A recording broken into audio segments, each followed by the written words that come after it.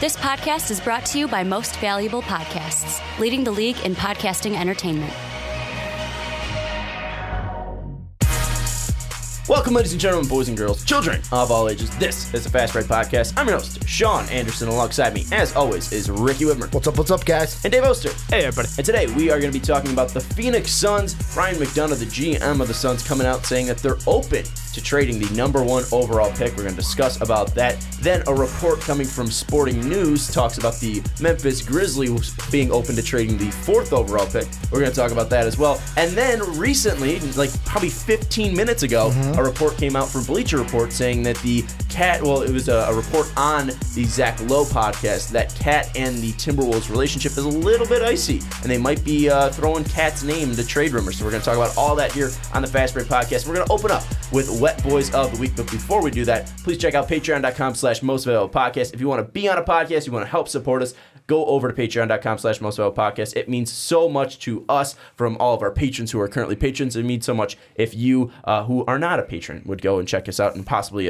think about supporting us. Also, head over to mostvaluablepodcast.com if you want to rep some MVP merch. We got a black and white shirt, a classic MVP shirt. It's real sleek, so if you want to buy some MVP merch and rock that out, go over to mostvaluablepodcast.com. Also, if you're listening on iTunes, rate us 5 stars there. The Fast Break Podcast, the Primetime Podcast, the Onside Kick, the Rick and Johnny Podcast, and a graphic conversation. It helps us out in loads and bunches. And also, just one other throw out there, 11,500 subscribers. We are so close. We want to thank you guys for helping us grow, having 2 great months back-to-back, and we hope we're able to continue that trend. But boys, let's jump into Wet Boys. We're talking about the dampest of dudes, the wettest of boys, the moistest of men, the soggiest of shooters. It felt like we haven't done this in so long because we just did 2 hours of a draft podcast. But we are talking about Wet Boys, guys that absolutely popped off over the past week in the NBA playoffs. We're going to jump in with Ricky Widmer's pick. Ricky, who is your Wet Boy of the Week? Before I say who my Wet Boy is, I just want to give, it's kind of an honorable mention, but it was just who I was debating. It was either this person or Jaylen Brown.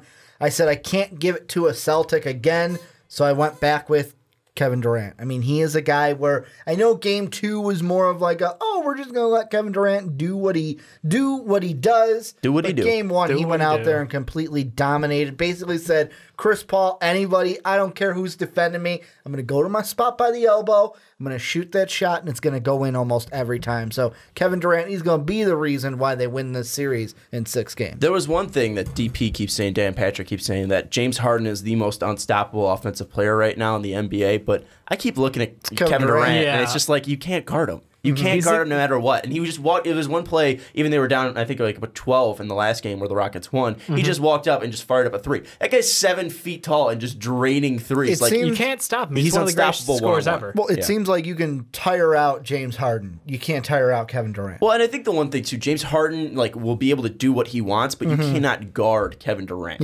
James Harden has more facilitating abilities. Obviously, he's great at driving. I think he's probably a little bit better at driving than KD. But KD's no slouch at doing that. And KD's just an unreal shooter. Well, it's like Jalen Rose calls him. He's a professional scorer, baby. Yeah. Kevin Durant's unreal. Dave, you have a familiar face, but not a player this week. I got the man with the plan. I got Brad Stevens taking the Celtics to, at the moment, a 2-0 lead over the Cavs, and just honestly embarrassing the Cavs right now. Like, this is a team of young talent and a good mix of veterans on top to keep everything together. Nothing but respect for this man and what he's gotten this team to do. Honestly, I don't think anyone saw this series going this way. I'd love to see it continue. I'd love to see what happens if he gets into the finals against either one of these Western Conference teams. I'm floored with what he's able to do. I'm honestly floored. It's been insane so far, and we're now talking about him possibly overtaking Pop, overtaking Kerr as the current best coach in the NBA. It seems sacrilegious to say, Brad Stevens is better than Greg Popovich, but the way Stevens has his boys performing in the playoffs is absolutely unreal. I told you guys last week, if he makes it to the finals without Kyrie and Gordon Hayward, he will be #1 on my coach's rankings. I don't know. It would pain me to get rid of Pop being up there, and Steve Kerr's been doing a great job, but I still feel weird even putting Kerr I think, at #1. I think too. No rings. All I'm saying, Brad, you got to get there. But is it recency bias when we do these rankings? Is it recency bias on what have you done to us incredibly. lately? So, I mean, that's why Steve Kerr has been above Pop. That's why Brad Stevens is now being, put up there in Pop. I mean, all time, it's not even close. Pop is, one of the best, if not the Clearly, best. Pop is the reason why Kawhi's not coming back to the Spurs, though. So, I mean, we gotta notch him down a couple. Anyways, my wet boy of the week, and I just realized I spelled his name wrong on the original write-up of this this wet boy. So we're gonna have to redo this, but it's Marcus Morris of the Boston Celtics. Marux Morris. We might just leave it. It'd be funny if I just left it.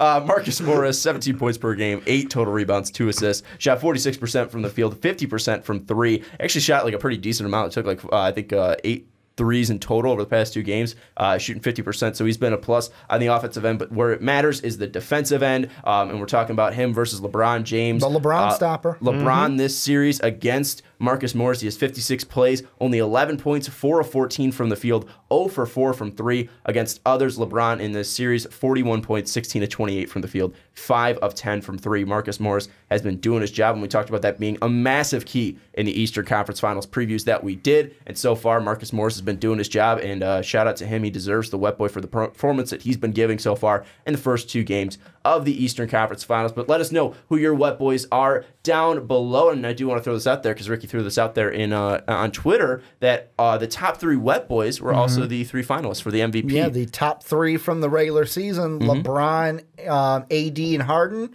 They were 1, 2, 3, probably what they should be for the MVP. I don't know. James Harden had a great season, even though we gave our wet boy honor of the year to LeBron James. James Harden still had a phenomenal year. We can't take that away from him. Most likely will be the MVP because he came up with the shoe. But anyways, let us know who you have for your wet boy of the week down in the comments below. All right, but we're going to move into our topics for the week. We have all trade talk this week: the Suns, the Grizzlies, and Karl-Anthony Towns. We're going to jump into the first one. Phoenix Suns general manager Ryan McDonough says he is open to relinquishing his prized place in the NBA's draft catbird seat for the right return. What the hell is this article, ESPN? In an interview on ESPN's 2 NBA Draft Combine special on Friday, the Suns haven't ruled out the option of dealing away the number 1 pick in June's draft for a lower pick or even a worthy veteran. We're certainly open to that. We'll consider it. Obviously, we'll have more information closer to the draft than we do today after we go through the workout process and the interview process, and we get the medical physicals, so we're open to that. So,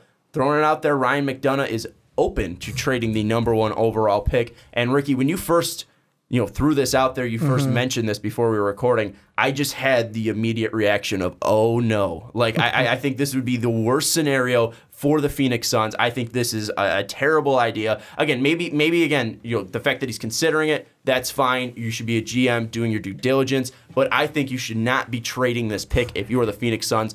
Are you guys in the same boat? We'll go to Ricky first. Are you in the same boat as me that this could be a potential disaster for Phoenix? No, I am on the complete other side of the fence. And the reason why is I'm going to continue the quote that you just read where he goes on to say, I think if you look around the NBA, as far as veteran players, there are now probably a few players we'd consider trading the pick for, not just pick for player number 1, so it'll be a busy month for us. That's what I think the Suns are going to do. The Suns have young talent. The Suns are only trading this pick if they get a veteran a la Kawhi Leonard.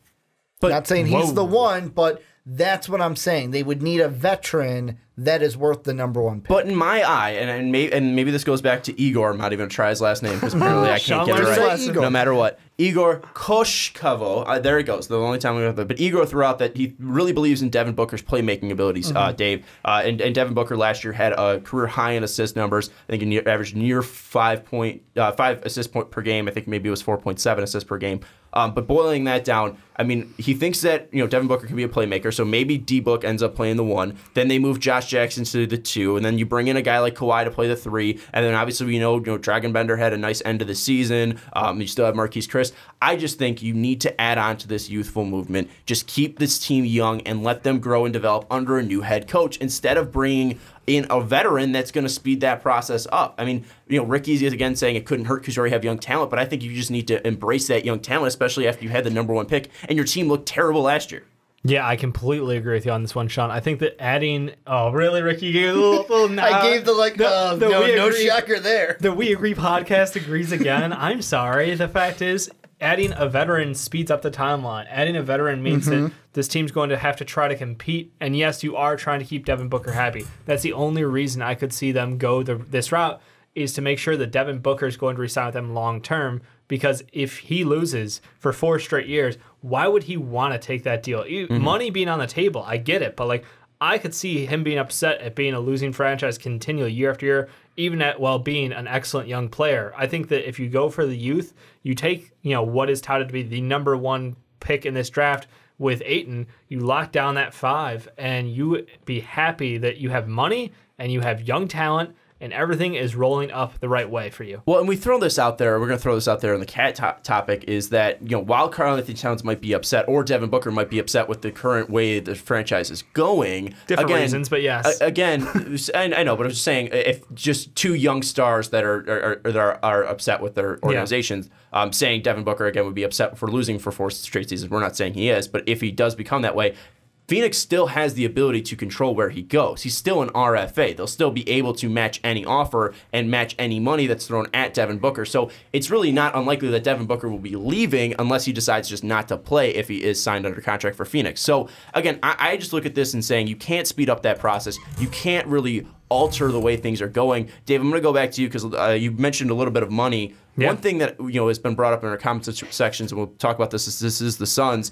Clint Capella is going to be up for a contract this year, and Houston doesn't have a lot of cap room. Something that's been thrown out there because the Suns do have the number 1 overall pick and they'll have some flexibility.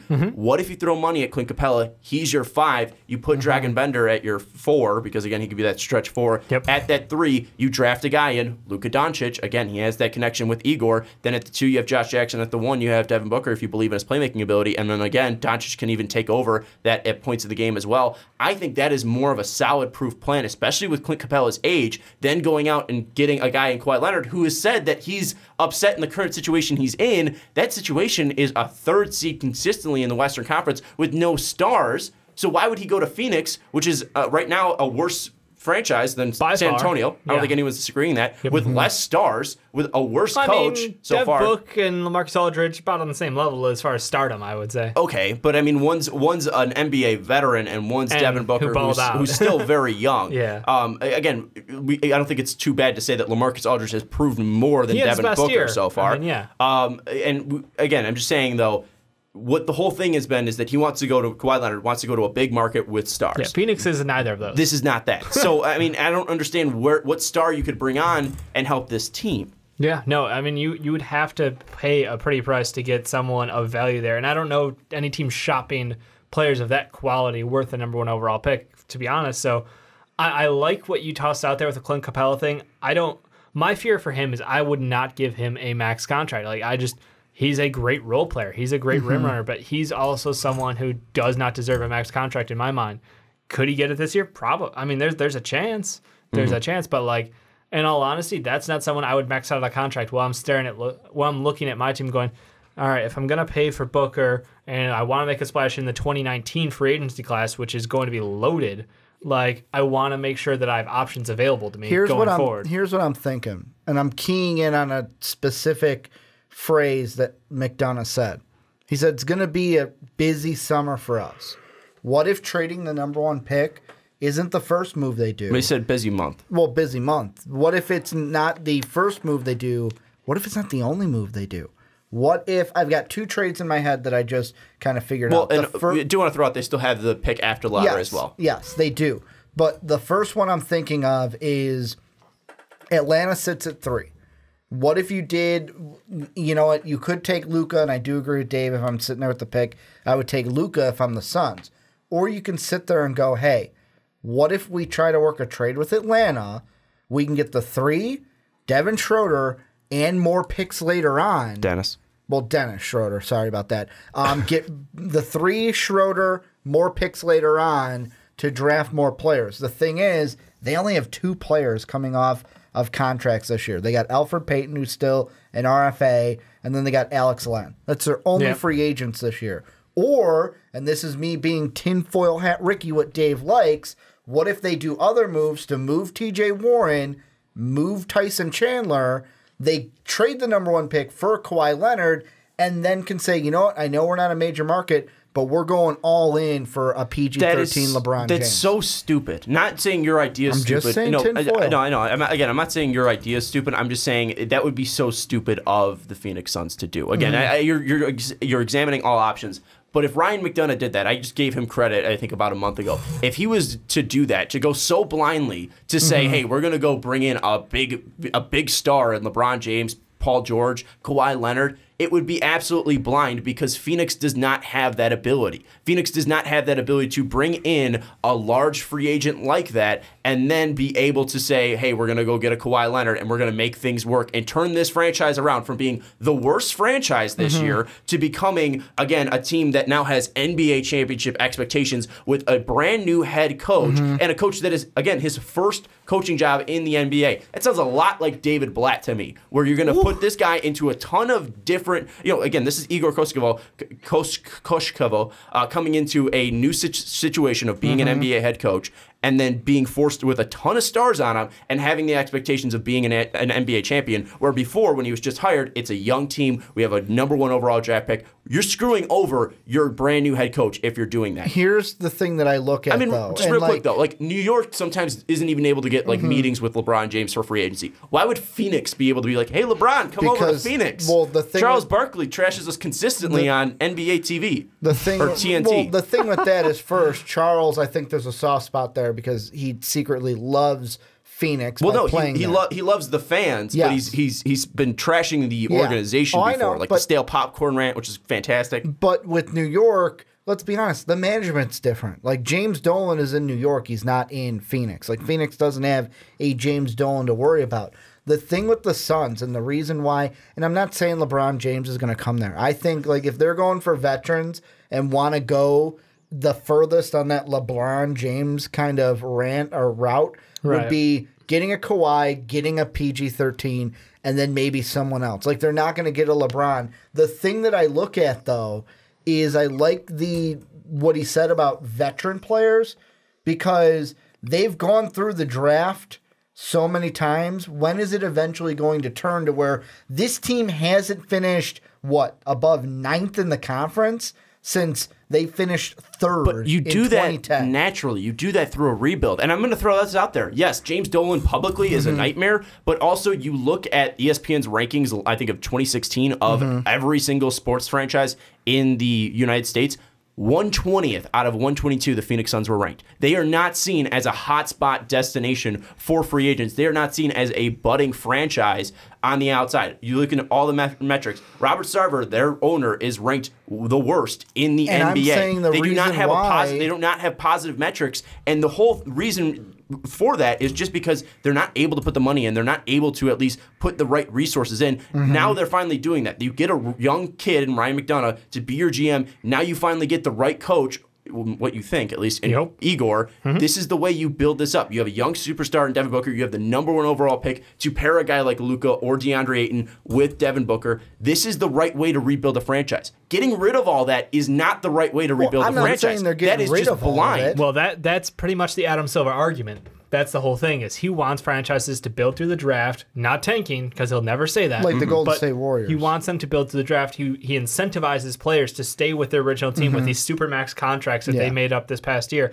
He wants this to be the new norm in the NBA because, let's be honest, in free agency, you're right. Phoenix is not a sexy location. It's not somewhere where you're like, yeah, I want to go play in Phoenix, because the culture there, because of the nightlife. Like, there's nothing amazing about Phoenix. No offense, Phoenix people. I don't think the Phoenix, the city isn't bad. No, and also it's not the fans have embraced it. But like, it's again, not it's not LA, is what you're saying. It's not LA. It's not New York. But it's again, not even Chicago. It's not Miami. Like, but I would say at least Chicago's #1, no bias. I would say complete bias. I would say at least looking at the smaller markets though. I mean, outside of the LA, New York, all those. I mean, I'd say Phoenix is one of at least city wise, at least one of the nicer cities it's not a bad out city, there. But like, no offense to Memphis, but it's better than Memphis. Yeah. No offense to Miami. Miami. GTFO on that one. I don't know. I'm not a Miami guy though. Taxes in Florida, non-existent, so you got that going for you. And also the nightlife is incredible. According to Nielsen, and this is TV broadcast, Phoenix is 12th when it comes to markets. So I mean, look, it's not the sexy pick. Let's just be honest. So I agree in the fact that this is a team that needs to build through the draft. You need to build through controlled contracts. and going on the hopes of if we land, because you got to remember the order. It's draft first. So you can say we're going to make a trade draft night and try to get a Kawhi or something like that.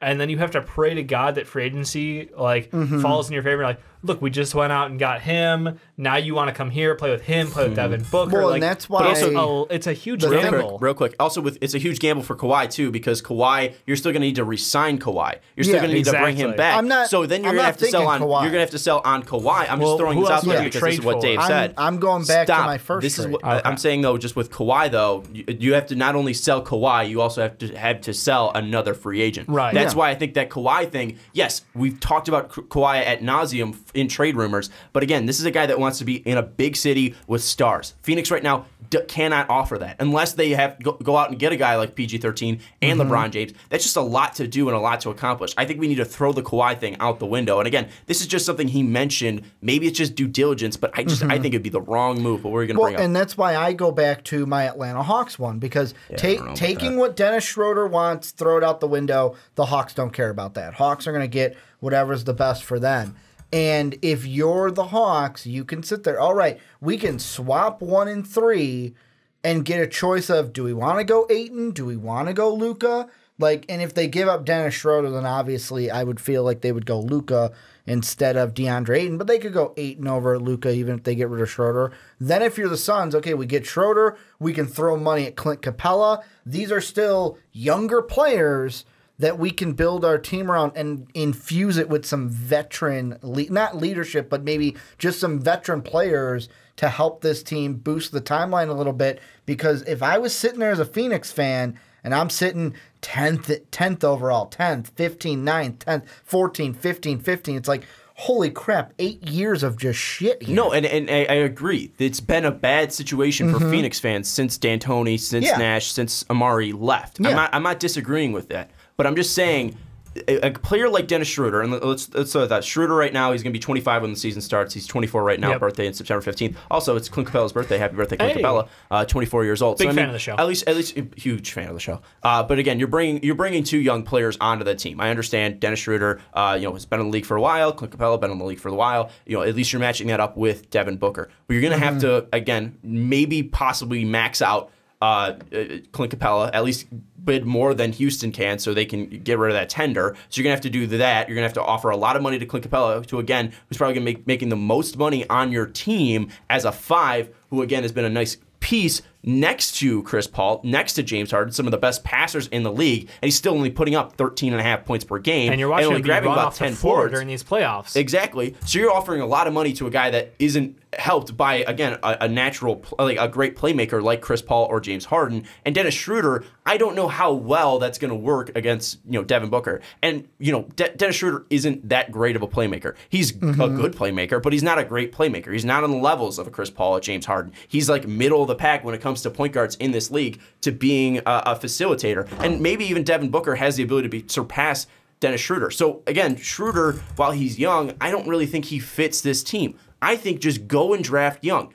Take somebody like Luka or DeAndre Ayton, whoever you think is the best fit for your team at that number 1 overall position, and then go at that 16th pick and fill out the rest of your team at the 4 and 5, maybe a Mitchell Robinson, maybe a Jonte Porter, and just fill this team out with young players. That needs to be the move for Phoenix. There is no other move in my mind. Again, I think McDonough's saying this just to be more of a politician, but if he's truly thinking about trading the number 1 overall pick for a Kawhi Leonard, for a Dennis Schroeder, for a Carmelo Anthony, I don't know, just throwing it out there. I know no one would trade the number 1 overall pick for that, but just throwing names out there. Ooh, I got one for you. Any name out there would be ridiculous. Throw another one. I say Andre Drummond. I know not straight up, because the Pistons are a team that is tossing stuff around. But they don't even have their 12th pick. I know. In LA. Future picks. You could get Drummond plus Drummond plus Reggie. You go 1-5 from them, just straight up. Oh, why do you hate Phoenix? Why do you want to give him Reggie Jackson, a guy who can't pass, to this Phoenix Suns team? You're going to limit all ball movement. Igor's offense is about ball movement. Reggie Jackson's putting a nail in the coffin right there with that. No. I just want to see your reaction to toss. Here's a serious one that I'm thinking. So go back to the Hawks, but take Schroeder out of it. What if it's just a 1-3 swap? What? No, not just 1-3. We're going to get the 3 I want one of your later picks and I want to pick next year if I'm the Suns. That way, it's like, think about it. Then it's like, you know what? Fuck it. We don't know who we want over Ayton or Doncic. You have that problem. If I want a center, screw it. I'll take Bamba at 3 if I really want to, but especially if everything out of the combine and he elevates himself to be the best big in the draft like I think he'll be 5 years down the line. That's a trade they can make too, taking the veterans out of it. A 3-1 swap with Atlanta, get future picks from the Hawks. So you're saying build to the draft? Well, yeah. Well, like, if see, they're not going to go veteran that players. I don't hate. That I don't hate. But again, because they have, McDonough mentioned about trading for a veteran. So that's where I would take that out. Like, but if I'm saying if we're going to go your route and trade for the draft. I don't hate that pick. Yeah. Again, you're moving down 2 slots. And we've getting consistently potential value back. Yeah, again, you're getting more players. And then maybe you could even pair that late Atlanta pick, your 16th pick, and move back up and get, maybe you get a Colin Sexton at 10, and then you get, a Bamba or a Jaren Jackson at 3. I don't hate that. And Atlanta may want to do that too because it's like, you know what? Yeah, we'll give away ours, although we probably won't compete because they'll still have Cleveland's. Or you take Cleveland's, banking on LeBron leaving, Cleveland becomes a top 5 pick. But what I want to throw out there is I like the original trade. Don't keep adding on to it. It's just no, I'm talking about the 2019 that you would get, the future. You could either take theirs or Cleveland's that Atlanta will hold next year. But what I'm just trying to see is why not just take your guy at 1? And we saw this last year with Philadelphia and Boston. Danny Ainge had a clear direction. He was going to swindle Philadelphia because they knew they were taking Jason Tatum. There was no way Jason Tatum was going number 1 overall. Yeah. So they knew that they were going to be able to get their guy at 3. So maybe they have their guy that they can get at 3. But again, for Phoenix, we talk about the long history where things have not panned out for them since D'Antoni, since Nash, since Amari left. Why just not get your guy at 1 and risk the possibility? Because again, you look at Boston. Boston had so much ammo to move to get there to possibly take a risk and get move down, get an extra draft pick, which now turned into the 10th pick, and Jason Tatum. If they missed out on Tatum goes 2 to Boston. Then you get Lonzo Ball, and possibly you can move him again. Boston had the ammo and the at least the leash to make that move because again, it's not going to look too bad since you have so many options to pick from. Where you can also then you get rid of the Brooklyn pick to get Kyrie Irving. I just don't see why Phoenix would need to do that because you already have the number 1 pick. Just get your guy. Yeah, just get your guy. Don't unless miss they don't out. believe in either one of these guys. And that's what I was going to bring in. That's the only thing I can think of why this would come up because, like you said, the veteran route, we talked through it. There's not a great fit value-wise for them and timeline-wise for them. Unless you're going to trade for Russ, but I don't even want him on my team. Let's not even go down that dark tunnel. And as far going as right past that rabbit hole. Yep. And as far as trading back, potentially for additional picks, not the worst thing in the world, but at the same time, I don't know that the shotgun approach is really the best way to go about this. I think that they need to land a number 1 guaranteed star, and that you land that at the 1 usually. That's the likely hope. So if you can't figure that point out, I'm concerned because you have the guy who coached in the same league as Luka. You have the guy even coached him in the national. Yeah, there you go. So all the info about him. You're seeing everything about DeAndre Ayton right now. And I'm concerned if both of those guys, if one of those doesn't do it for you, I'm concerned now. Well, McDonough, he did throw out saying we'll have more information close to the draft after we go through the workout process and interview process and medical physicals. So, again, he's going to at least, go through this option. Again, this isn't the for sure option that they're going to do. And maybe they'll get a clearer vision now. Again, I think one thing that is playing into this, you look at their owner, Sarver, former U of A alum. Obviously, we know the connection Ayton has to Arizona, playing 2 years of high school there, and then obviously being an Arizona Wildcat, being a center, has that connection to Phoenix. But how much does that really matter anymore? This isn't like a regional draft like it used to be back in the '60s. It's something where, again, I think Ayton fits at least this team at the 5. And he also has that connection to Arizona. And then Luka obviously has the connection to the coach, and he'll fit that 3 position that they have as well. Being able to slide Jackson to the 2, have Booker play the 1. I mean, they have players that fit, and I feel like they're going to come to a clear consensus on who they like better if they haven't already in Ayton or Doncic. I mean, McDonough even stated earlier that Ayton was their guy at 1 if they were going to pick him. I think that was a couple months ago. So, I mean, I think they'll form a clear consensus, and I think that consensus should just be hold on to the pick, draft the number 1 player, because you just need to hit finally. Yes. The one I want to throw out there, because we're closing in on time, we're talking about it a little bit later, but I do want to throw him out there. Dave, I mentioned this before. Number 1 overall pick for Karl-Anthony Towns. Would you do it? Yeah, that is in a bind. I feel like because you're gonna have to offer him a contract. You're talking straight up. Yeah. Straight up. No. I don't think I'd do it. I think the contract control. I've been talked into. Let's play the process out. I hate using that word for other teams, but play it out and go with contract control. That's king here. You get 4 guaranteed years plus RFA years. You take that chunk of control over a player's basically into their prime. I would take that, and you hope that you develop DeAndre Ayton into something that's equal value to Cat. I'll throw this out there then. Let's do Cat and the 20th pick for the number 1 overall pick.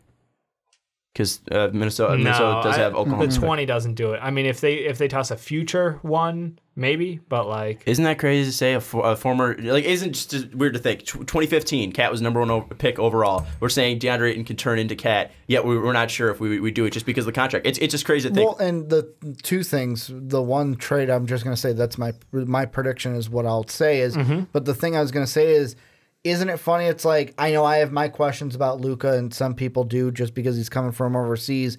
You in our bust video, Sean, on the Primetime Podcast, said that you think DeAndre Ayton will be bustable in this NBA draft. Well, not for sure going to be a bust, but he has potential. Like the bust every potential. Player does. That, to me, is why if I am the Phoenix Suns, you know what? I'm not taking either of these chances at number 1. When I can, the trade I'm working for, and this is my prediction, they will make a trade with the Hawks.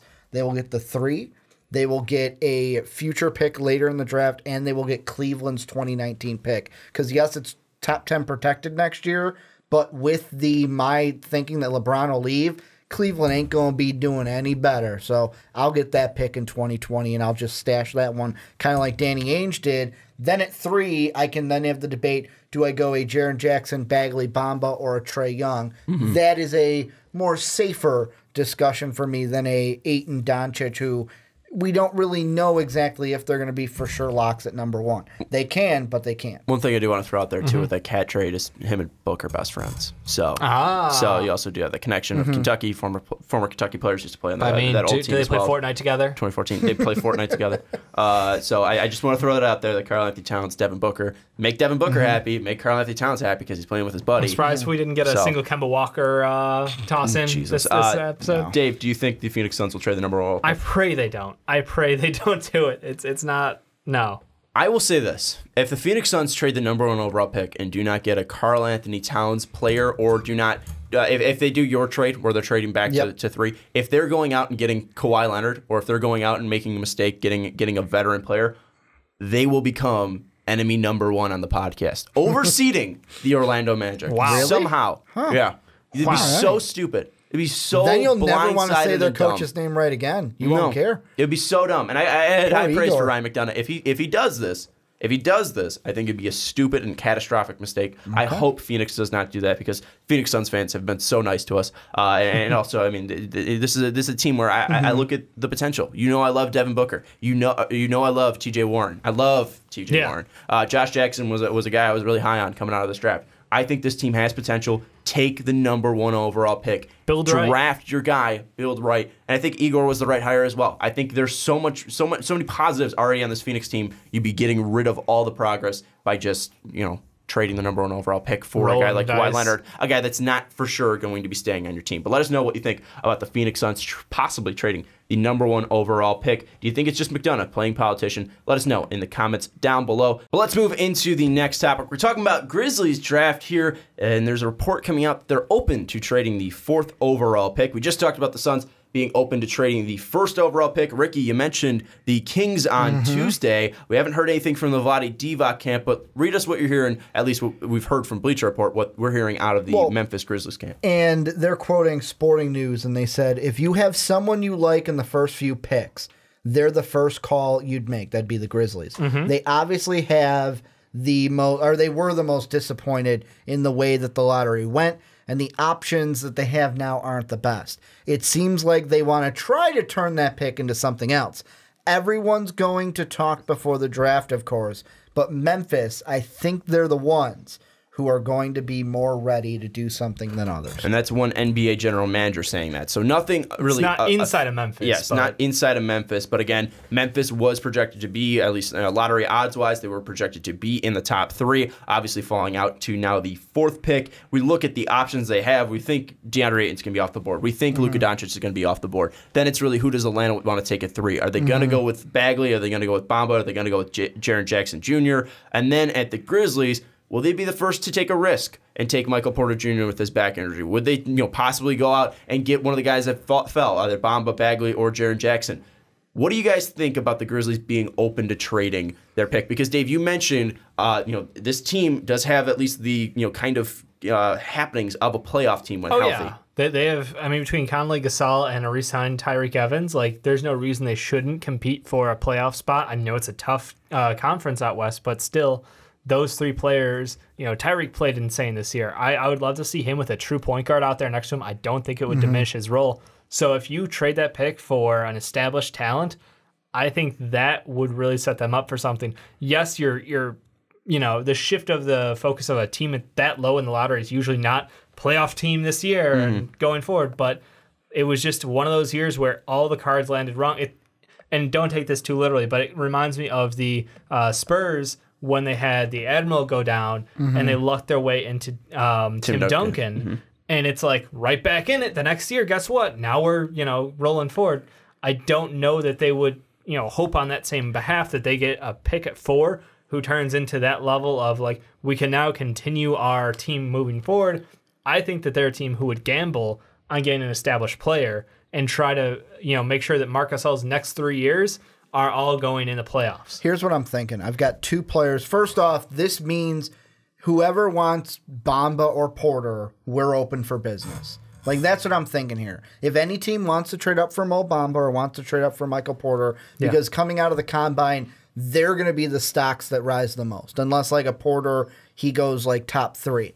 And the trade I'm thinking about, and this might be a little crazy, but I don't think it's too much.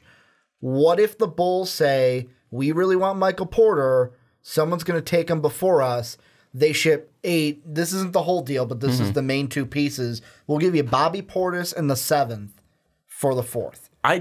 No. Bobby Portis 7 and 22. Well, I'm saying that's not everything, but the main part is Bobby Portis in the 7th to get a Michael Porter at the 4th. I think they need to, at least at the Grizzlies, if they're going to be trading this pick, they need to leverage themselves to make sure they are in the playoffs. Bobby Portis does not make sure they are in the playoffs. I think he can be a piece. He can be a bench piece to help them. But they don't need a bench piece. They need someone that's going to be healthy, and they need someone that's going to be a starter. But Bobby Portis is not that guy. He's a legit 4 in the NBA. Yeah, and then you could take But is Bobby Portis going to make you a playoff team, Dave? Yes. Bobby Portis plus those 3 healthy players I was just talking about puts you right in the running. And if you want to add another one, you can end a Wendell Carter Jr. at 7. Then boom, you get 2 power forwards that can help you. I don't know. There's well, we're talking about Memphis Grizzlies. We're talking about Mike Conley, who just played 12 games last season. And again, Mike Conley, when healthy, is near top 10, near All-Star, near top 10 player, point guard. Sorry, not player, point guard in the league. But again, this team isn't quick. This team isn't to modern day NBA standards. Again, they have Marc Gasol, who's 33, 32 years old, and isn't the same Marc Gasol. He's good, but he isn't the same Marc Gasol that he used to be. He's also, again, throwing hissy fits against David Fizdale, getting him fired. Also, wasn't playing near the end of the season last year as well. Was a very limited Marc Gasol in the past year. Mike Conley isn't healthy. Chandler Parsons isn't healthy. I didn't even want to say his name out loud. Reek Evans, Tyreek is not going to, possibly not going to be around this year. It's no guarantee. Yeah. Because his contract's up. Adding Bobby Portis does nothing for me. Even if all these guys are healthy, that does not make Memphis a playoff team. I like Denver way more. Paul Millsap, Nikola Jokic, Jamal Murray, way better than the core of Memphis. You add Bobby Portis, that doesn't tip the scales for me. It's not just and Denver didn't even make the playoffs there. Well, okay, but a guy like Wendell Carter, yes, he's good, but can he be a guy that's, again, good enough to take you you to the playoffs. I mean, this is the question. But you have to get to the playoffs if you're trading the 4th pick. You can then match Bobby Portis and Wendell Carter together. Or if you go with the Mikal Bridges route that's there, you go with one of the threes that are there. Like, that's the thing. I think that the Grizzlies aren't going to really care. Oh, they're not going to care as much about who they're getting with that top pick because they're going to find someone that they like. I think this is a prime spot for basically, like I said, if you want Bamba, if you want Porter, we're open for business, baby. Let's make a deal. I get That's that. what this is. So the question is, but why wouldn't they just pull the trigger on Porter in that case? That's my question. Michael Porter Jr. Yes. Okay. Maybe they don't like him. Maybe they don't think it. What if they're like, we have enough injury-prone players? Why add another one? Well, I think it's also something. That's fair. I think it's something 'Cause he has that where you precaution. need the veteran. You need if you're Memphis. Yeah. What your idea is getting back to the playoffs. That's the idea for Memphis. So it's not about Michael Porter Jr. It's not about the future. It's not about Wendell Carter Jr. or Mo Bamba or Jaren Jackson Jr. It's about getting a veteran that's going to secure. Would the 4th be enough for a guy like Kawhi Leonard? Would the 4th be enough to get a player that's going to change your franchise? Because, again, you need a starter that's going to be not only on the court, but also is going to be that third piece, a part of that big three, if you want to call it, of Conley, Gasol, and X player. Right. And a guy like Kawhi Leonard would be that player. But it's Kawhi, and for the 4th, enough. Like, you need somebody that's going to make a splash. Yeah. And Bobby Portis in the 7th pick is not enough to make you a playoff team. No. That's the idea for Memphis. It's not about young players. It's not about moving down in the draft. It's about getting a guy that's going to make them a playoff team. And right now, I don't see a trade that's going to work out for Memphis. And I don't think that Memphis adding a guy like Bobby Portis and trading down and getting a Wendell Carter Jr. or something like that is going to make them a playoff team. Memphis is going to need to either get really desperate to make a deal or they're going to have to face the fact that they need to rebuild. And I get it. Marc Gasol is a fan favorite. Marc Gasol helped bring this team to the playoffs consistently when that team was healthy with Zebo and grit and grind play. I get it. It's going to be sad to see him leave at some point. But again, you need to get out of the Marc Gasol era. You need to get to the future. Trading the 4th pick, I think, would be super short-sighted for the Memphis Grizzlies. But they've already made their decision to go with Gasol or Fizdale. The terrible it's decision. true. Now you made your bet. You got to lay in it. Exactly. I've bashed that before. I've said on this podcast, like I've said plenty of times before about other different people, that Chris Ballard, the GM of Memphis, should be fired for not moving Marc Gasol and not moving Tyreek Evans. Well, and that's why it's exactly what Dave said. Why, when you chose Gasol over Fizdale, you completely took the word rebuild and kicked it out of the building. Kicked it a million miles away because we're not even thinking about that. So to me, the thing that I find a little funny with this is when he uses the phrase that they obviously were the most disappointed with how the lottery went down. It's like, really? Are you going to be a 5-year-old kid? I'm upset I didn't get a top 3 pick. I'm going to trade it. Like, come on. Wow. We need to clip that. Like, really, like, that is what I think of here a little bit, reading that. Like, you're going to be that upset that's like, screw it, I don't want to make this pick. They didn't say that. And the whole thing is this is not it Memphis says they're saying it. obviously most disappointed. Like, That's other this is an outside GM source. saying No, that. I know that, but if that's how they feel, if the Bulls were the why would you do that? If the Bulls had the number one chance to get the number 1 pick and they fell to 4, you would be so pissed off. You'd be so disappointed. But I don't think, and that's just how people work. This is putting me in a GM position. If I was a top 3 pick and I fell to 4, they're not throwing a hissy fit. They're disappointed in what happened because they thought they can get a game-changing franchise player in DeAndre or what Luka I'm Doncic. saying is, me as a GM, I would be upset that I fell out, but I wouldn't necessarily be like, well, we got to trade the pick. We got to trade it. But it's tradable now. Like, we got to trade it. Well, I would look at it and go, hey, what could a Mo Bamba, what could a Michael Porter, what could somebody add to this team? Kind of like what you were saying with the whole building through the draft and just rebuilding. Again, I think the Grizzlies' mindset has always been that they're going to be a team that competes next year, whether they were getting the 4th pick or whether they were getting the 20th pick this year. They thought their season was ruined because of injuries. So this mindset hasn't changed from them getting the 1st pick to the 1 pick. It just changed that, hey, maybe now we'll actually trade it because they thought maybe Luka Doncic would just fit right in because, again, a pro mentality, a guy that's been playing overseas for the past 3 years in pro basketball would be able to step in and be a piece that at least contributes. Now they're thinking, hey, Mo Bamba's going to be time and he's not going to be able to contribute to this team. Jaren Jackson, we don't really know if he's going to be a guy that at least is going to be able to start for us. Marvin Bagley might not be a guy that's going to start for us. They might still value Deontay Davis high, a guy that's drafted out of Michigan State to be a power forward. Maybe they don't need to fill that power forward spot. They don't need to fill that center spot because Marc Gasol's there. And then they don't need a point guard in Trae Young. So maybe they're moving, at least deciding to move back to get a guy that's going to help their team either at the 2 or the 3 with that veteran status. I think that's the idea. They're not throwing a hissy fit. They're just realizing that they're not going to get a player that's going to help their playoff chances at the 4th position. That's why I look at 3 teams. If they want to add a veteran, there are 3 teams to me that I feel like could move up. 2 are more likely, one's kind of an outsider. First one, I mentioned them already, the Bulls. Bobby Portis has been in trade talks. They have the 7th pick. They also have the 22 pick if they want to use that for ammo as well.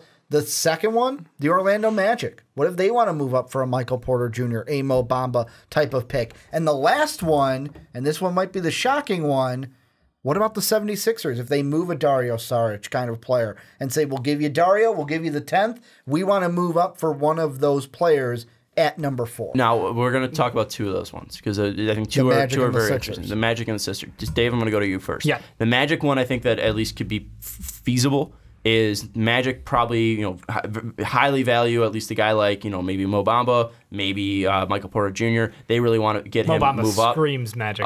Yeah, they really want to get him and they move up. They got Bismack. What if they add Evan Fournier to that trade? Fournier the 6th for the 4th. Would you do that if you're the Orlando Magic or the Memphis Grizzlies? Does Evan Fournier make the His Grizzlies contract is what, like $17 million? Ooh, for how many years? Like 3? I want to say it's 3 years and 17. I think so too. That's rough. I think you're right about that. No, I'm terrified of, and I know the injury's not there. 2 years fully at $17 million. He's got a player in 2021 for $17 million. Yeah, yikes. No, I don't do that. Because I don't know, like if they do that without giving up contracts back, there's no way they could offer Tyreke Evans what he'd want. So I would not do that trade unless they're eating back money. But the Sixers one, I'm interested in. Well, I mean, for the Magic, what if it's an Aaron Gordon type deal? I know he's an RFA. What if you get a deal done? For the Sixers? No, I'm saying for the Magic. Like you had mentioned before that, like, Aaron Gordon could be. What if they get a deal done early enough with Aaron Gordon to where they can include him in a trade and have it Aaron Gordon and the 6-ish for the number 4? I mean, I don't know about it because I mean, again, that seems like a great value. I don't because it seems like a great value, but I'm not for the freaking Magic. They're getting ripped. Well, I mean, if you want to move up for a guy like Michael Porter Jr., that if you think he can be the best player in the draft, he obviously thinks when then healthy you pull the trigger. Yeah, could be like that's the thing. Do you love a guy that much? Would they be able to love a guy that much to make a deal like that work? Yes, I mean, I think Gordon's probably more likely than Fournier, just because again, Gordon outside of the contract issues, younger player, more potential. But how does Gordon, do you think, fit into that Grizzlies lineup? I mean, Conley. We'll say maybe let's take Reek out of the you really don't think he's coming back, do you? Just right now because he's not a for sure certain thing. Yeah, the Knicks can offer him a max. Let's say Conley's there. Let's say Gasol's there. Jermichael Green's Jermichael Green wouldn't be there because Aaron Gordon. So Parsons, Conley, Gordon, and Gasol. How does that team do in the Western Conference? At least that's starting 4. They probably win 40 games. You think so? I think if they're all healthy. Yeah, Conley and Gasol on their own are a fantastic duo. You got veterans on that team, and veterans can close games. Like I would not be worried about that team. I don't know if 40 gets you in the playoffs though. Well, yeah, because that'd be 500. Well, I'm 40, 42. Yeah. Like they would be right at that. They'd be right at that mark. I don't know if I say they go 500 with that. Like, yes, they could trash on some teams because matchups would be fun because Aaron Gordon, who can switch on people, Aaron Gordon can take it. He can now stretch it out a little bit. Marc Gasol now doing that as well. Like, you have a good front court. And Mike Conley, no slouch. The problem is, like, do you trust Chandler Parsons as, healthy? I mean, shooting-wise, he fell off a cliff but it just depends on like how much faith you have really there. I don't have any, so I think that them as a 500 team is about as best as I would give them. 47 was the line in the West this year. Like 47 was the 8th seed. And the Nuggets barely made it in. The Clippers barely made it in. The Clippers had more health problems too, and they still had a better record. It barely made it out. Whatever. Yeah. So that's my thing. I don't know that would Aaron Gordon would necessarily make them a playoff team. And there's some deals that are thrown out there. 4 for the 6th, 35th, and 41.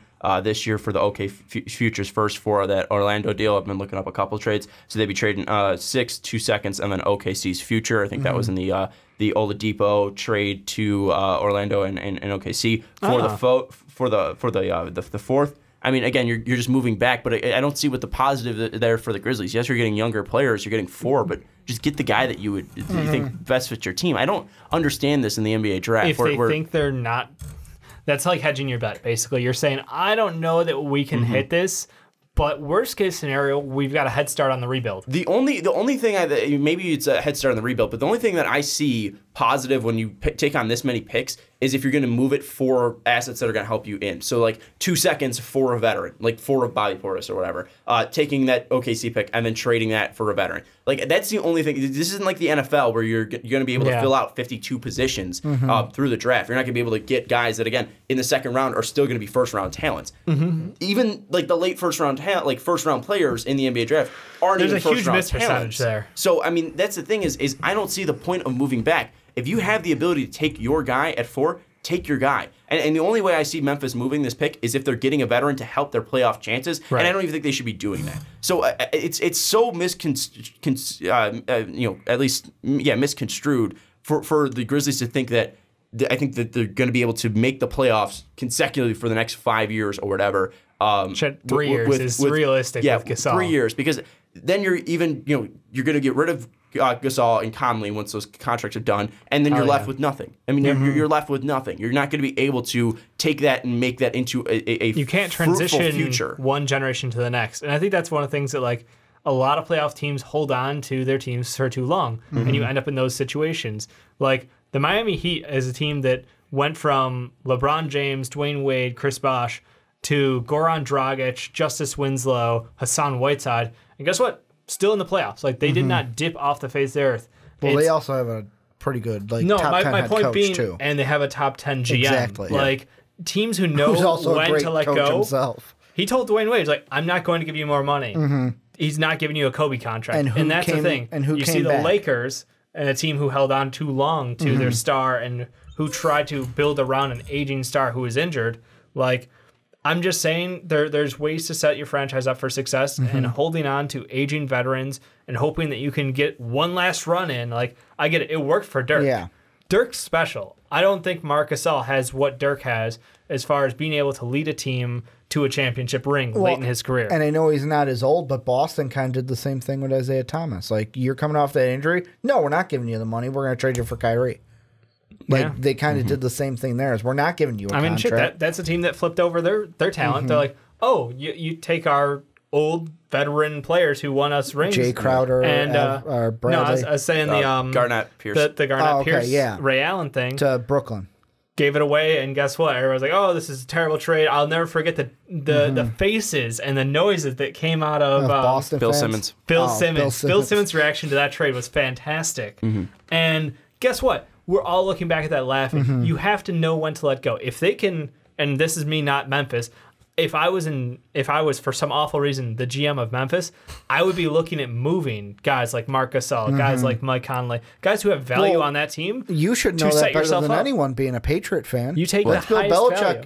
Bill Belichick is like that. That's just smart. I'll just let you go before I mean, the reason why Bill Belichick is seen as, at least, a great GM, a great football mind, and at least a great, at least talent cultivator is because he's able to move away from talent. But like soon that's enough. what it That's makes me freaking think heartless. of. Yeah, I mean, it's just smart business. And that's the point. Again, this is the NBA. This is smart business. I mean, it's the whole reason with IT. I think you mentioned that as well. Yeah, IT, we're not going to give you the contract because you're old and you're broken down and you're not going to be in our plans when you're 33 years old. Yeah. We need to move on from you. Like, it sucks to see, but again, Marc Gasol, even though he's been there for X amount of years, and he's been taking Memphis to the playoffs. It's time to move on from Marc Gasol. It's time to move on from Mike Conley, even though you're not going to be able to do that because you offered him a max 5 years and made him the highest paid player at the time of that contract in the NBA. I mean, you're going to ride out with Conley for probably 2 more years, and then you can see what you can get. I mean, to move him. Because if he's still injured, you're still going to have him under contract. I'm not saying he's a super injury-prone guy. No, but again, he's also... He was Mr. Consistent. He's also older, though.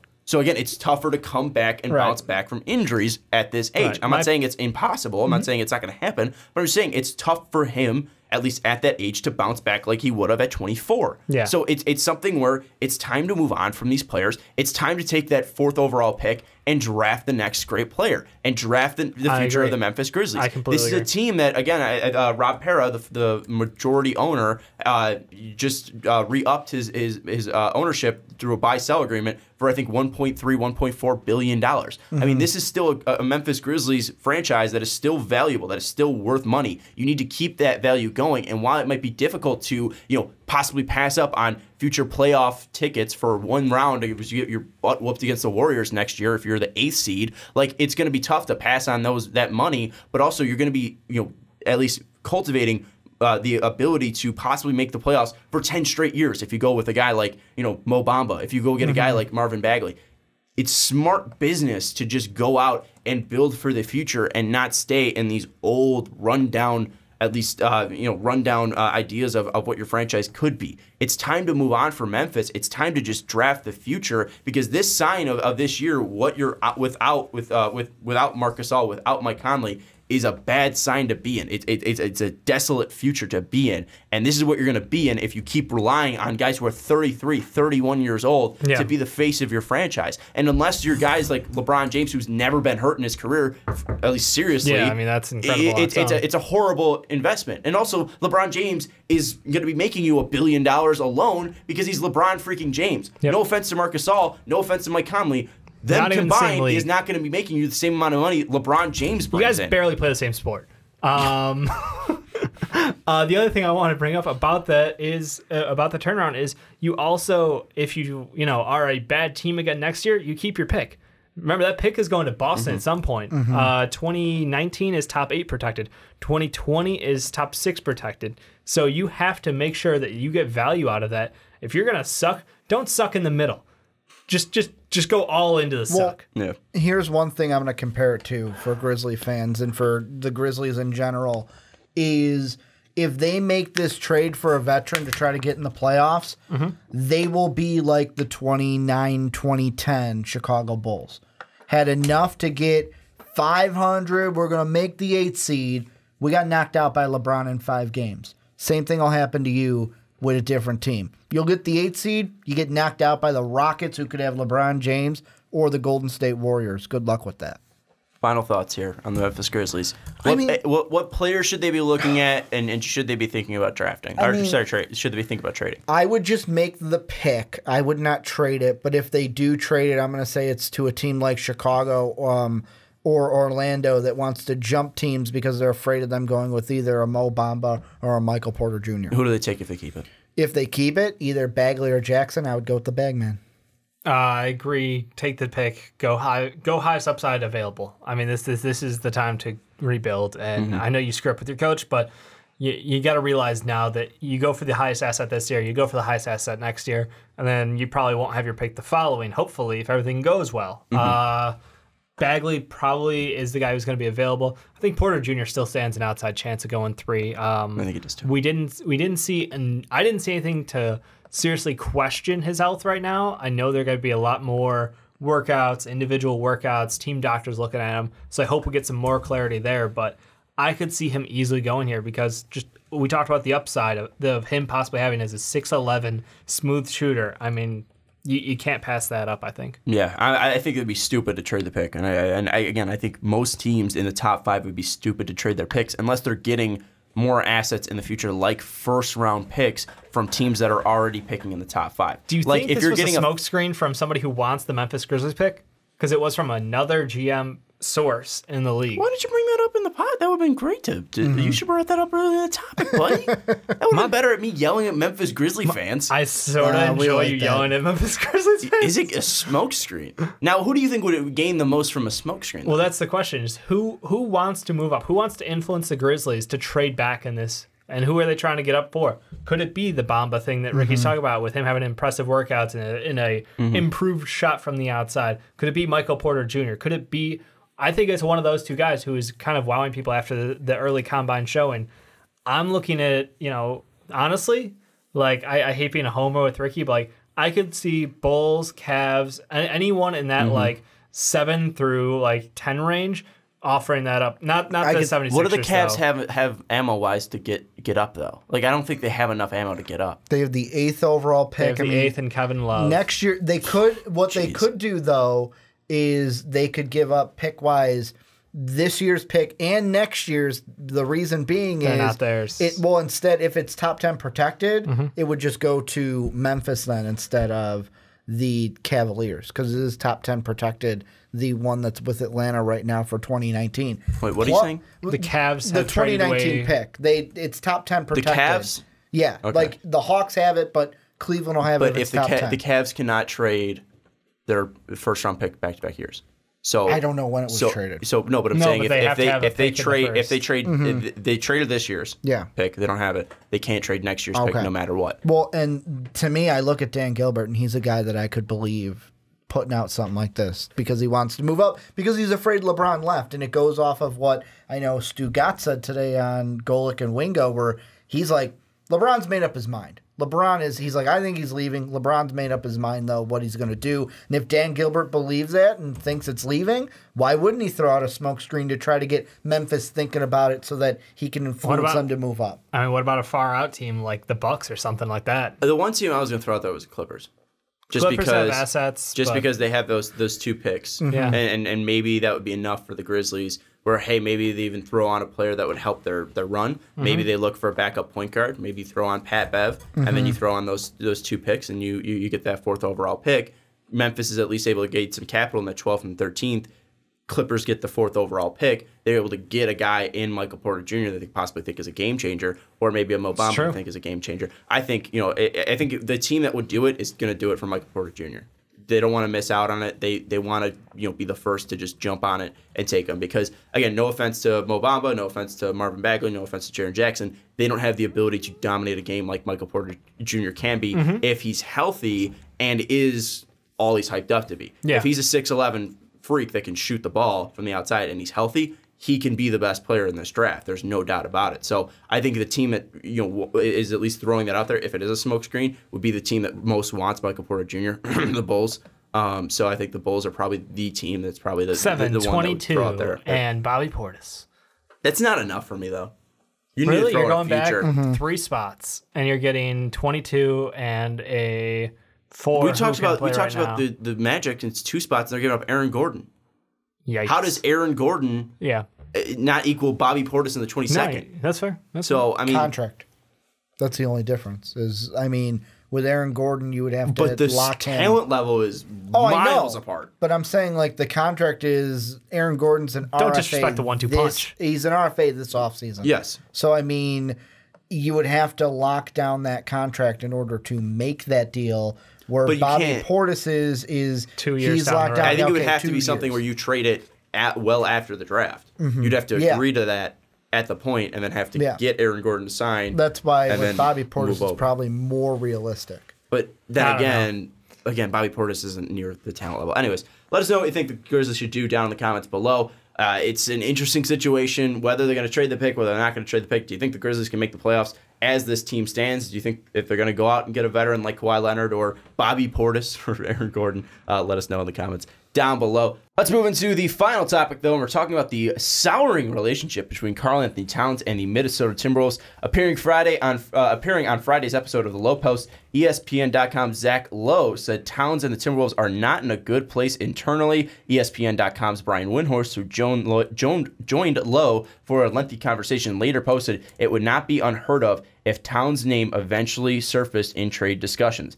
I don't think Anthony Davis is going anywhere anytime soon, Windhorst said, but Karl-Anthony Towns, now that might be a different story. So Cat in trade rumors possibly. Let's first talk about the relationship. Let's talk about why Cat might be at least upset, and if this is possibly fixable. Because again, we're not going to. This isn't something that's happening right now. We're not reporting that Cat is in trade rumors, but it's possible that at least the relationship has been souring. So this is a team, Minnesota, that from Cat's time, they have gone from having the worst pick, Karl-Anthony Towns, number 1 overall, to now being in the playoffs this year. What do you think has at least turned the tide for Karl-Anthony Towns? Do you think this is just over the course of 3 years? He doesn't like the change of from Flip Saunders, unfortunately passing, to Tom Thibodeau. Do you think it's something with Andrew Wiggins and Jimmy Butler? What do you think is the key, at least driving force between the wedge of Karl-Anthony Towns and the Minnesota Timberwolves? I think it's Tom Thibodeau, and I think he likes his knees. And the reason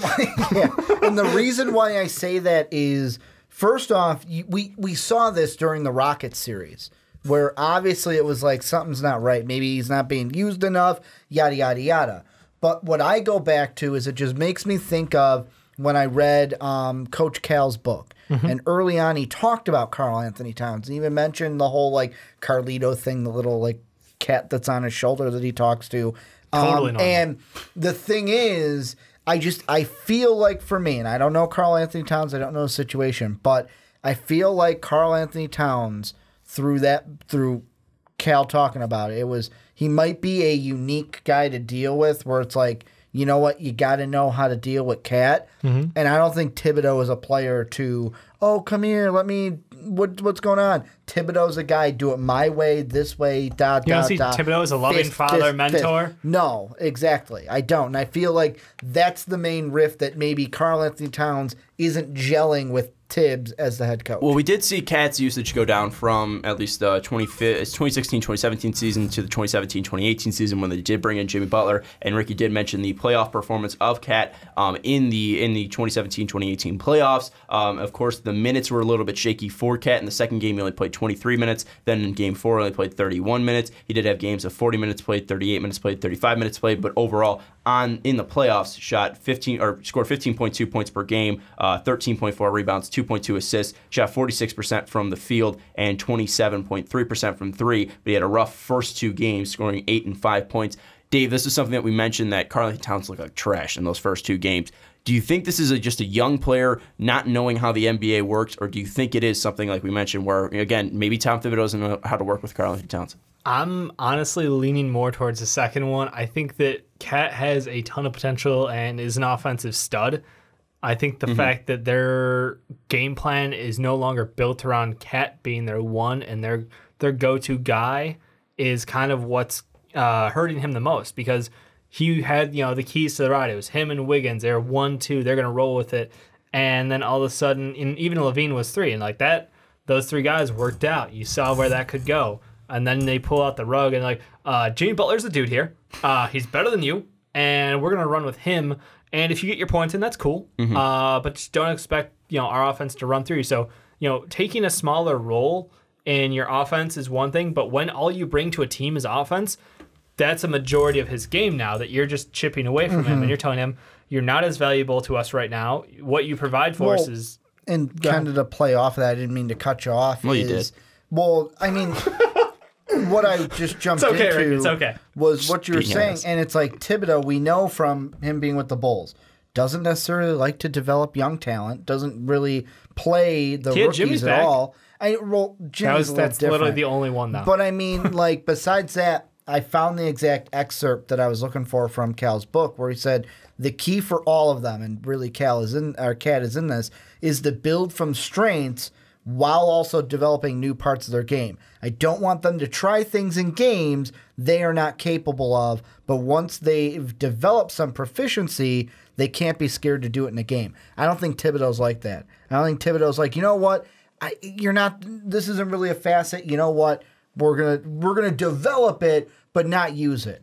Tibbs is probably a guy, I want this done, and boom, that's it. I don't know. We've seen Cat still develop as an offensive player. I mean, he's still getting better as a three-point shooter. Shot over 40% from 3 this year. Defensively. Okay, but what I was going to say is, we saw the usage go down, and maybe We've seen what Anthony Davis has done in New Orleans. Be the guy on a team. Maybe Cat's seeing that, thinking that he is a very similar player to Anthony Davis and wants to be able to produce that. Defensively, I think Cat is a guy that doesn't have a lot of strengths defensively, and he did have a better defensive year. I don't think that's anything where he can be upset about. Karl-Anthony Towns was a terrible defensive player in his sophomore year and his rookie year, and now he got a little bit better. He's still not great, but he still got better. There was still an improvement in his game. I think the biggest thing is the usage. He just had a great year, 25 points per game, and then it goes down to 21 points per game, and he only played about 100 less minutes this year. So again, this is something where his percentages were better. He was a better shooter this year. He was at least more dynamic on the offensive end, yet his numbers were not where they were in his sophomore year. I think that's the biggest thing. And maybe, again, we've talked about Thibodeau. He's a defensive guy, doesn't have a lot of imaginative offensive sets. This could be something that Karl-Anthony Towns, as an offensive guy with his best potential being offensively, is not being fully used. I think that's something where the strengths might not be playing up.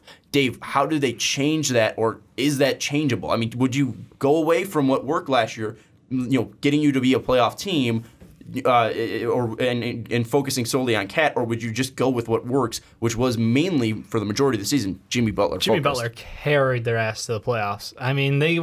Butler was hurt. Yeah, in about February. And that's how they almost dropped out of the playoffs. And then they were the back. number 3 seed with a healthy Jimmy Butler. Number 3 seed in the West. Think about that. That's ridiculous how far they fell off because their one player in Jimmy Butler was hurt. Tibbs made the right move in saying Jimmy's how we win games. He wasn't wrong. I think where he fell off was just completely killing all motivation for Karl-Anthony Towns. You saw stretches of games where he just didn't care. He was out on the floor, and there was zero effort being put in. He got benched multiple times for it during games. That's why if you look at his minutes, they dropped off. His usage dropped off while Jimmy wasn't, Jimmy was healthy. When Jimmy was hurt and we watched it go back, Cat can still ball out, guys. Remember that? Cat's pretty good this game. It's a motivation problem. It's depressing if you're Cat when you're being told, you're good, but you're not good enough to get us there. So you're now riding on Jimmy Butler's shoulders. It is It is funny though, looking at the 17 games where Jimmy was injured. They went 8-9. And again, you say they were at 3 and then almost dropped out of the playoffs. That's true, but again, we know how tight that was from 3 to 8. But still, they did almost fall out. They were 8-9, so about 500. But you do look at the numbers that Cat put up there. They were incredible. 25.2 points per game, 12.6 rebounds per game, 2.5 assists per game, 1.2 blocks per game, 0.8 steals per game, 85% from the line, 42.9% from 3, 54.1% from the field. Again, we know the monster that Cat is offensively. I think Cat even had the highest scoring game in Minnesota Timberwolves history in that stretch as well. Maybe it's just something where Cat wants to prove he's the guy. Again, he was the number 1 overall pick from Minnesota. But that gets you exactly where it got you at the end of last year, watching the playoffs. 8-9 record in those games where Cat had where he had performances that were above career average. And that's what you're saying. That's what I'm seeing is Jimmy Butler, successful team, playoff team, and they are well-rounded and positive. Cat, great individual performances, but overall success as a team, he's not able to finish that. But what if he's just saying, and maybe this is something where, again, maybe he needs a player like Jimmy Butler, but maybe it's not. Maybe it's something where Jimmy Butler shouldn't be on this team. Maybe he's giving them an ultimatum, and maybe this is what it will come to of Karl-Anthony Towns or Jimmy Butler, and that's maybe what Karl-Anthony Towns is going to say is that again, we can win. We have a valuable player in Jimmy Butler, but Jimmy Butler is not going to work with me. We should get a player that's going to work with me, like DeMarcus Cousins worked with Anthony Davis, like Drew Holiday worked with Anthony Davis. Maybe that's what this needs to boil down to is maybe they need to build this team around Cat instead of building this team to just make the playoffs, because maybe Karl-Anthony Towns thinks so highly of himself that he can take this team to the playoffs with Wiggins, with a great point guard, not Jeff Teague, and with a guy that could stretch the floor, maybe like a Nico did. You know what I find really funny? Last year, Jimmy is a Chicago Bull, right? Yes, sir. Locker room problems all over the place. And with that, it was Fred doesn't have control of the locker room. Yep. This time, we're talking about a relationship that's skewed, but what's the difference here? Jimmy Butler is a coach that's in his corner 100%. There's no way Tibbs, A, doesn't have control of the locker room, but B, is not going to go against Jimmy. So for me, this isn't a Cat like a, hey, you know what, trade me or Jimmy. It's this relationship is screwed.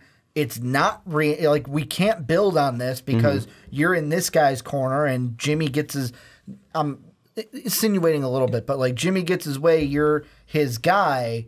I want out. That's what I think it is. Not a you Do you or think me. it's Wiggins and Cat on one side? It could be. Well, it was the rest of the Timberwolves on the other. It was D-Wade and Jimmy and the Bulls. There's something too with Andrew Wiggins where they were saying that he might be pushed out, or where he might be the odd man out. He was upset with his usage. And one thing too, you look at Andrew Wiggins' performances in those 17 games, his points per game went up. He was at like 17.7 on the season as a whole. He was at 18.9 when Jimmy Butler was out. His percentages from the field went up 2%, went up about 1.5. Went from 43 to 45.5. His 3-point percentage was above league average. Went from 33% to 37.9%. Even his free throw percentage went up from 64% to 68%. So Andrew Wiggins and Karl-Anthony Towns performed better without Jimmy Butler. The team didn't. But the two players did. So, again, what would you rather do? Would you go with youth or would you go with Jimmy Butler and Tom Thibodeau? That's the question that I think this might boil down to. Because, yes, this team made the playoffs. Yes, they broke the streak that Minnesota was, I think, out of the playoffs for 14 straight years.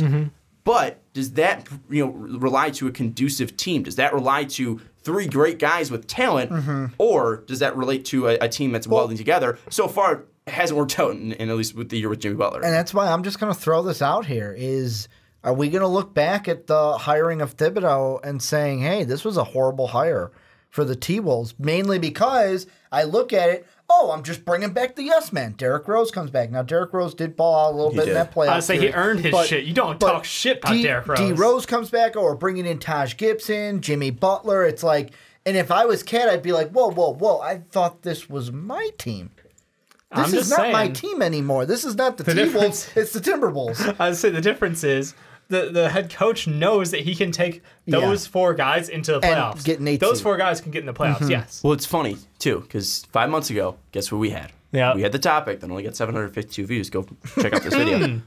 Is Tom Thibodeau the right coach for the Timberwolves? What did we say? I don't remember what I said. I said no. I said this was not going to be conducive. We all said no. We said no because this was, again, a team How long ago was that? 5 months ago. December 11th, 2017. That's a long time ago. This was just, this is something where they were 6-11 in the West. They were in the fourth seed. They didn't show exactly the great growth. This was... The defense still wasn't there. The defense still wasn't there.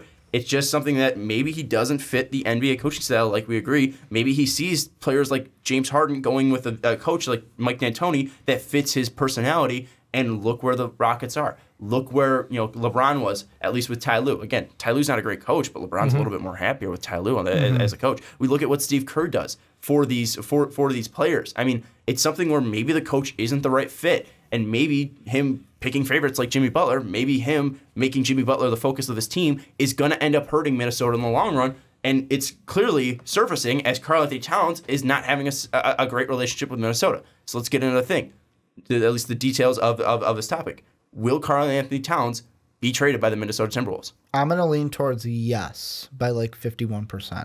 Wow. I'm completely in the middle, but I'll lean yes a little bit. Okay. The interesting thing I wanted to throw out there about this, though, is the first team I'm thinking about is the Clippers.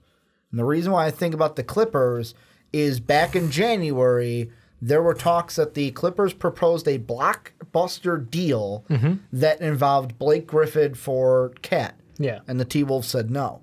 So what I'm thinking this time around, what if it happens where T-Wolves ring, hey, Clippers, you were interested before, and Jerry West goes, oh, how the tables have turned. Like, now they have an extra draft pick. Do you want to trade both draft picks for Cat? But Jerry West can now be in the driver's seat to maybe swindle the T-Wolves like he swindled the Pistons to take Blake Griffin. I mean, it's entirely possible. Assets are there, but what does Tom Thibodeau care about assets? He don't.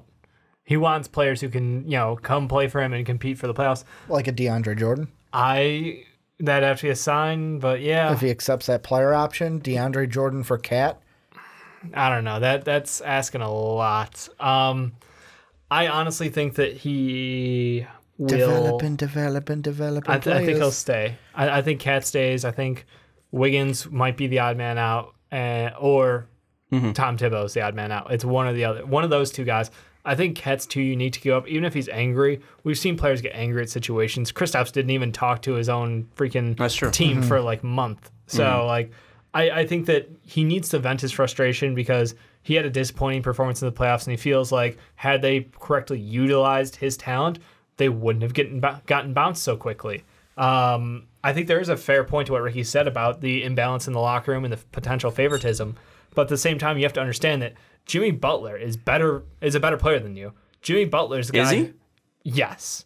Karl-Anthony Towns is when it's 20. game on the line, like tie Jimmy game. Butler's clutch as fuck. But, okay, I'm not disagreeing that Jimmy Butler is clutch as fuck. But are we talking about next season, or are we talking about who's more valuable to a franchise? I mean, that's I would say Karl-Anthony Towns is more valuable to a franchise. He's younger. I'm not saying that one guy can hit shots right now. I'm not saying that one guy's at more of a prime position and one guy's a great two-way player in Jimmy Butler. Right. But one's Karl-Anthony Towns. No. I mean, this guy is a 7-footer with great athleticism that's shooting from 3. Yep. I mean, at a high percentage. This scoring output from Karl-Anthony Towns. Again, he had 2 bad games in the playoffs, but he's still in his first playoff appearance. And again, this was against a great Houston team. Karl-Anthony Towns still has miles to grow, and he just put up 25 points in his second year, and his percentages were better in his junior year. So, again, I think Karl-Anthony Towns might be at least more valuable. The question is, how far gone is this relationship? Is it mendable, or is it so far gone to where it's like, fuck it, we just got to trade. We got to trade Cat. We got to get him out of town. I think the problem comes down to his game's so one-sided that Thibodeau has, like, you can only deal with someone who's such a net negative on the defensive side for so long.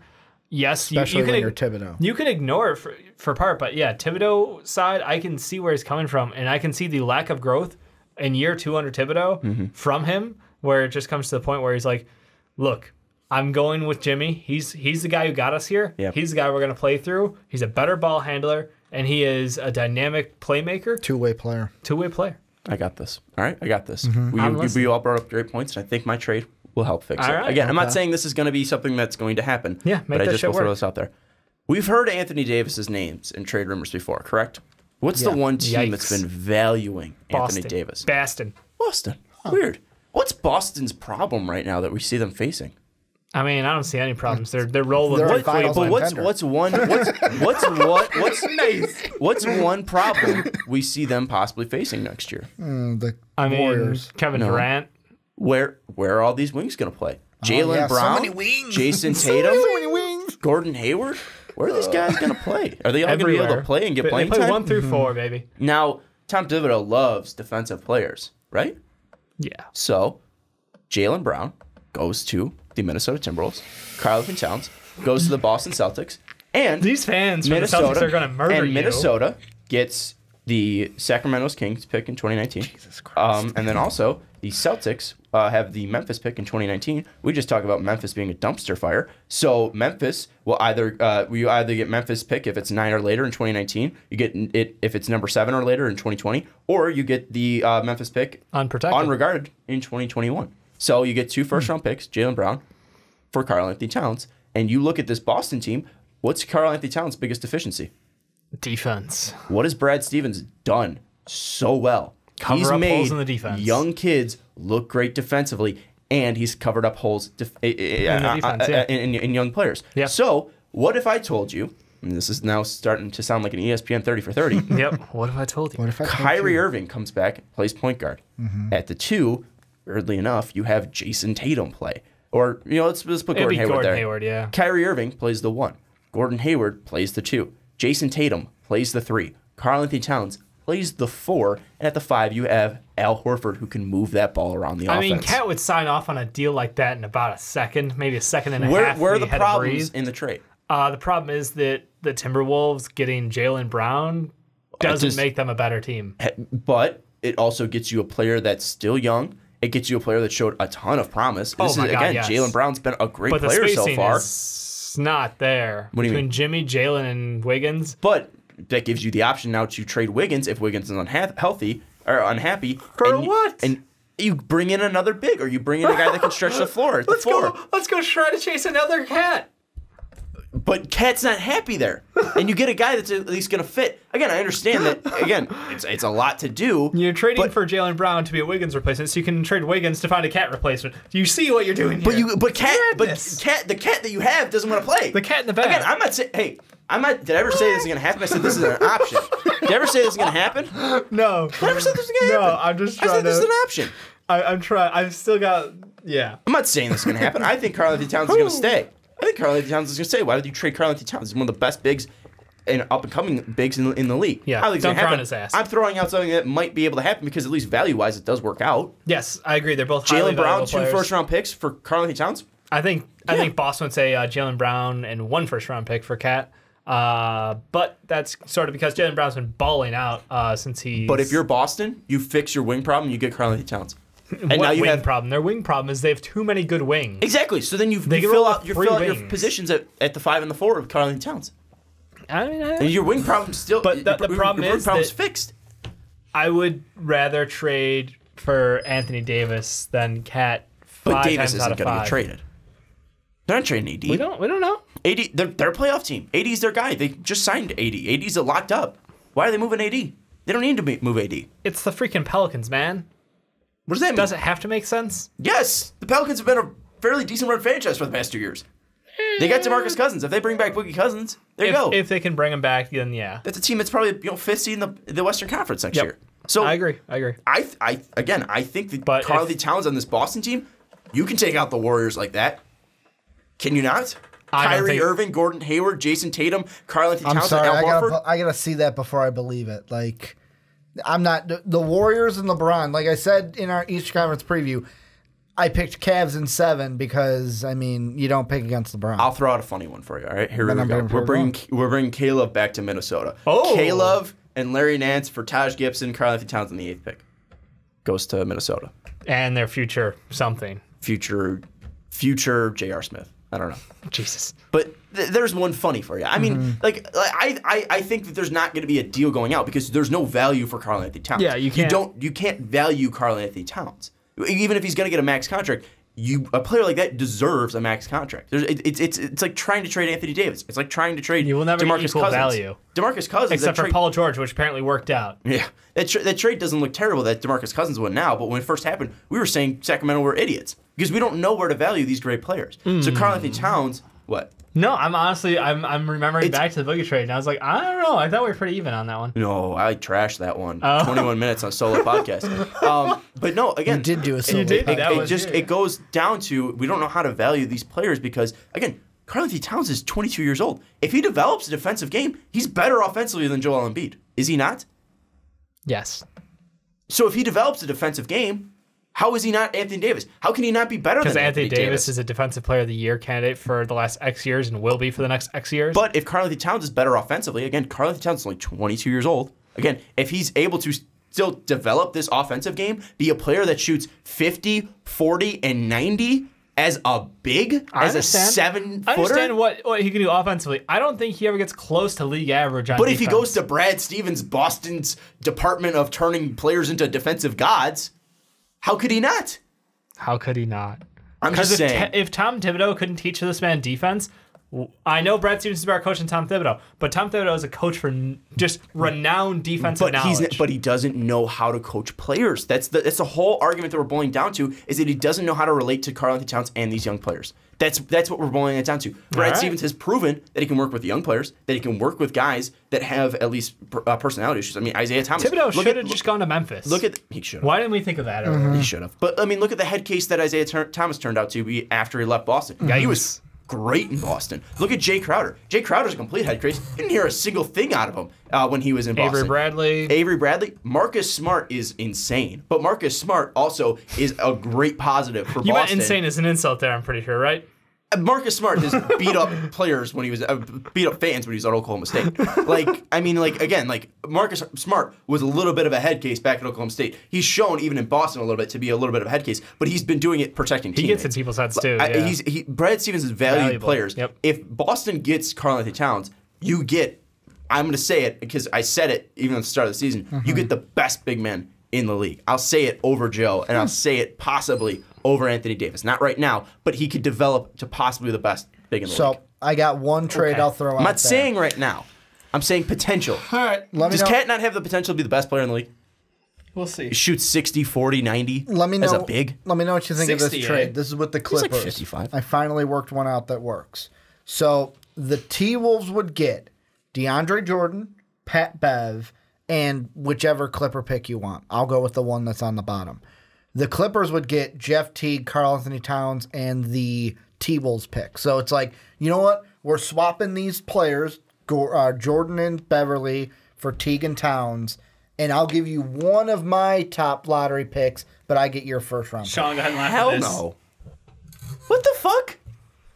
Where's Do you that think they're value? remotely even in value? Do you know who Karl-Anthony Towns is? I'm just trying to find something. It would be the two picks this year and then a pick next year. Jeff Teague is more valuable The than thing that Pepev. the He's thing younger. that is weird about this Clipper thing is, do they have enough value to get Karl-Anthony Towns? No. And will they want to budge from both of their picks? No. I would trade both of my picks And a next 13 futures. No, one for Karl-Anthony future. But Towns. would the Clippers want to do I'm that being because dramatic. of their whole... But the weird thing is, I think that trade, if it happened, I think that Timberwolves team is better.